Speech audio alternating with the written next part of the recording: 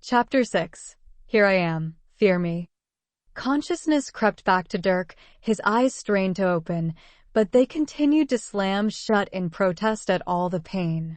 As his eyes gave way to will, he was greeted by a barrage of lights spinning around like a record, round and round.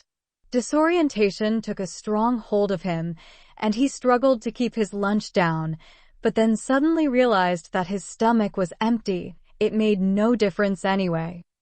Attempting to move, pain screamed down his body, starting at the hairs on his head and running all the way to his left pinky toe. Moving was not much of an option at this point. Steps could be heard approaching his side. Dirk smiled inwardly, since outwardly was not an option yet, thinking that Lorraine was going to be at his side again to brighten up his day. He was wrong, dead wrong. I see my gargantuan wood sprite has awoken. A tall man stepped into Dirk's sight. Picking up a pair of blue rubber gloves, he stretched them over his bony hands, snapping them on one by one, and then repeated with a second pair over the first.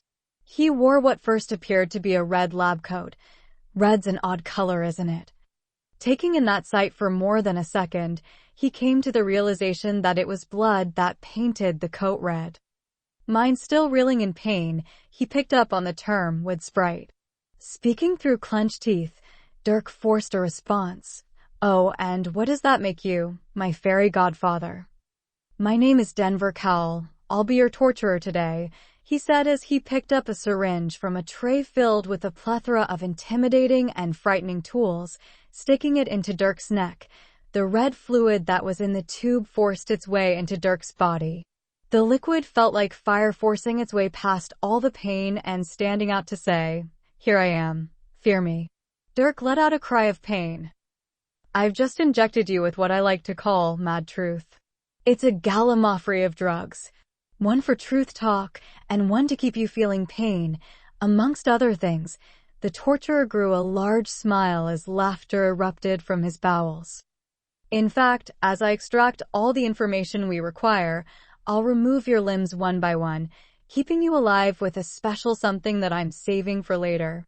That injection will see to it that you retain all feeling as we go along.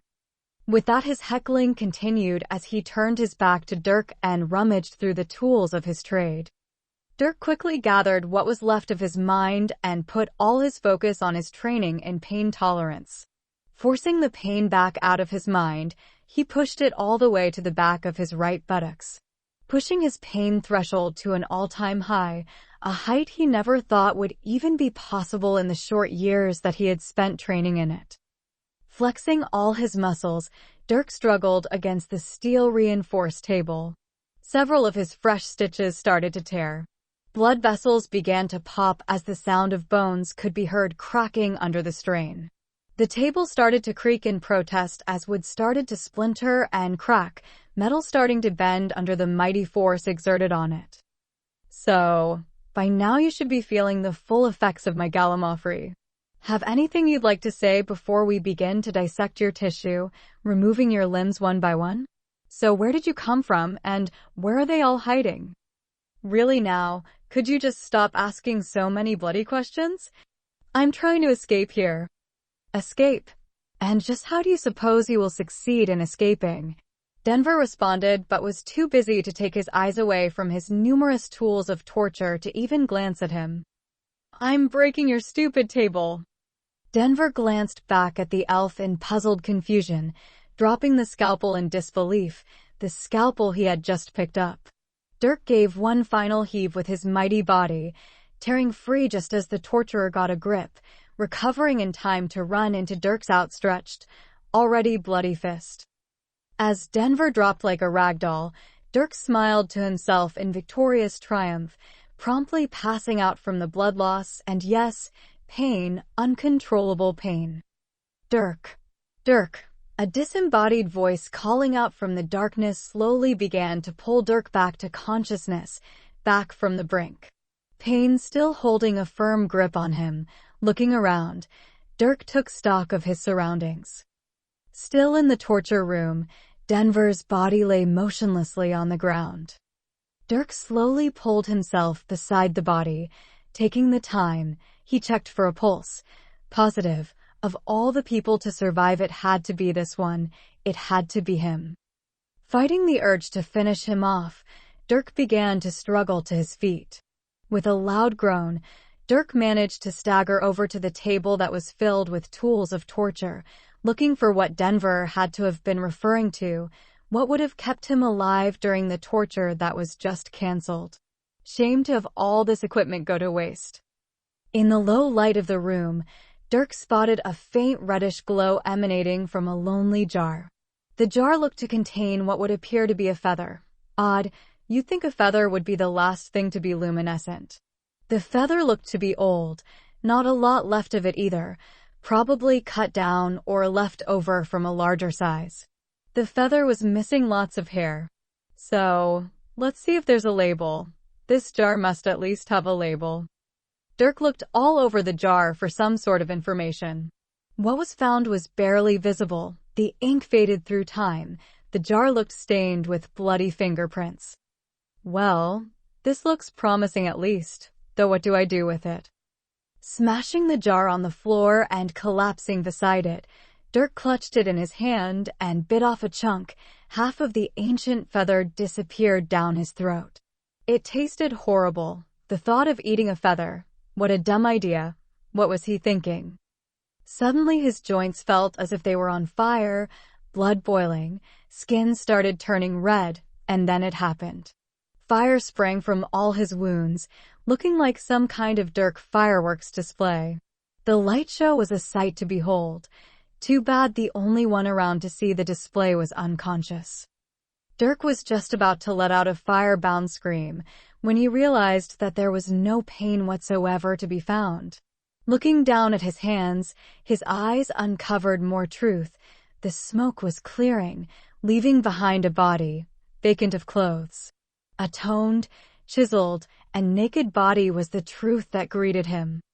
Reaching up to scratch his head as he pondered his conundrum, he stopped in a sudden panic. Dirk's hand raced back and forth over his scalp. Gone. It's gone. It's all gone.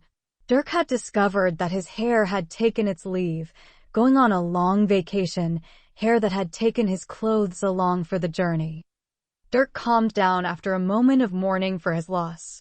It was a good head of hair, and he would miss it very fondly, but there was work that needed to be done. His gaze landed on a long white lab coat hanging on the wall, almost fully clean, with minimal blood on the sleeves. This will do, he thought. Dirk was quick to grab a piece of leather and several knives. He fashioned a makeshift sheath from the hide. Then with a final check of the blades for balance, balance very well, into the sleeve they went. Then he tied the sheath around his wrist where the blades eagerly awaited to be unleashed. A final check of the table concluded that there were no more useful weapons that he could take advantage of. Dirk was finally ready to make his escape. Next stop, freedom. He stopped at the door, which had no window to steal a look through. Shame, that would have made things easier. A check of the door revealed it to be unlocked, when suddenly the door was opened from the other side. A soldier greeted him with a nod that was followed by shock. Professor Sarenskar, but I thought you died 3 weeks ago? The soldier scratched his head, seeming to ignore the fact that a helmet already covered it. Odd, I thought you were shorter. And when did you find the time to put on all that muscle? He stopped to take in the sight that was in front of himself, amazed at what he had found. Dirk was taken aback by the oddly mistaken identity. You know, I really don't have time for this. But sir, you really must tell me how you survived the... Dirk couldn't wait any longer. The guard's idiotic rambling was starting to get to him. With a quick shot to the face, the poor fool was out cold, lying motionlessly on the ground. Sorry about that guy, but I really need to get going. Not bothered to check the guard, his snoring confirmed to him that he was still alive. Dirk was off into the hall, commencing his escape.